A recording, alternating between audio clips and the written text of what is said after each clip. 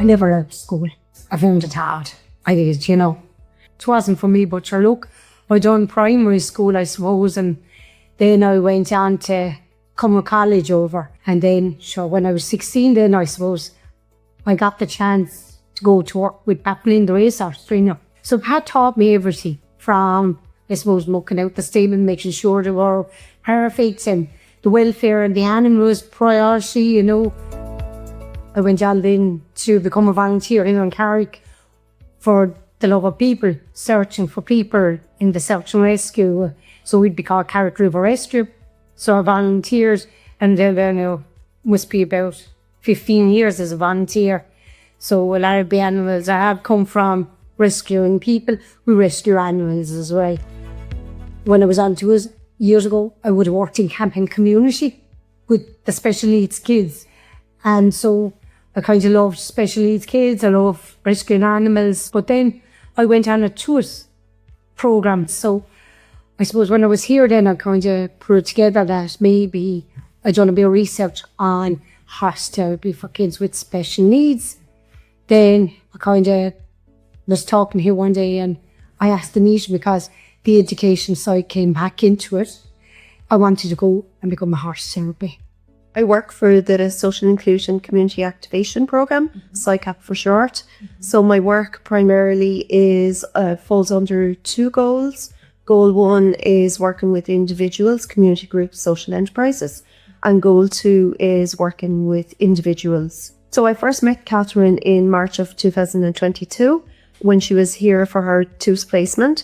She was offered the opportunity to engage with SICAP, which is purely on a voluntary basis, which she took up. So she told me about her dream to become a therapeutic riding coach. And she felt that it wasn't attainable because of funding, all the different barriers, returning to education. She had left school early.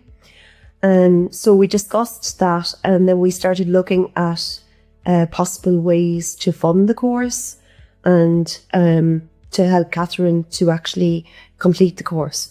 Like, Catherine fell under two core areas of work for SICAP. She wanted to return to formal education, and she also wanted that education to lead to employment or self-employment. So the work of SICAP also involves looking at how to access non-SICAP funding for clients. So in order to pay for the course for Catherine, we needed to access several different funding streams. So the combined 3 streams actually met the total amount of the course. I would have never went on to Wicklow, and I would have never went back to June education, because I would have said it was all against me. And Wicklow said to me, you got on the course. Oh, it was brilliant. As I said, I'm on the course that I wanted to do, because I was now going to do something that was like, especially for the horses, the love I have for the two things. So often we were going to go to Wicklow, and Catherine thought, this is great, and go to Wicklow. First of September, after she was going, everything was going good until Catherine got there and realised when she sat in this big place, this college, that now we're doing a sign and some were doing research and things like that. And Catherine was going, oh my God, didn't think I had to do all these, like. But again, then I was kind of thinking, is this going to be for me, like, to go back? I never done assignments, never done research on things. So there were many challenges and barriers for Catherine to undertake this course. Firstly, the work of SICAP, I suppose, is to remove those barriers and try to help a person to become more confident and to be able to progress to formal education, having left school early. The main challenge for myself as the SICAP worker was to secure the funding. So once we had that done, we were ready to start with the assignments. Catherine was very nervous about undertaking the assignments. So we would sit down together and look at what she was being asked. We would break them down, simplify them, and she would go away and do the research. After going to Wicklow and, I suppose, looking after I qualified as a therapeutic rider, oh yeah, I would say big time. Worth every bit of early mornings, late nights getting home from Wicklow. it was worth the whole lot of it, you know. And anyone, I would say, to any kid, never mind adult, no matter what age you are. I was 50 and I suppose I went back to college, and now after doing it, no matter what age you are, you can always go back and do what you know. Once Catherine received her certification as therapeutic riding coach, the plan was for her to start her own business. And in preparation for this, I secured a place for her on our self-employment options program training course, where she was able to examine the viability of her business idea and to start putting together a business plan. I have 4 stables, 5 horses. So I have 2 miniatures and I have 3 big lads. They're all rescued animals. So I suppose my therapeutic work will involve special needs. And I suppose not even just the special needs as well.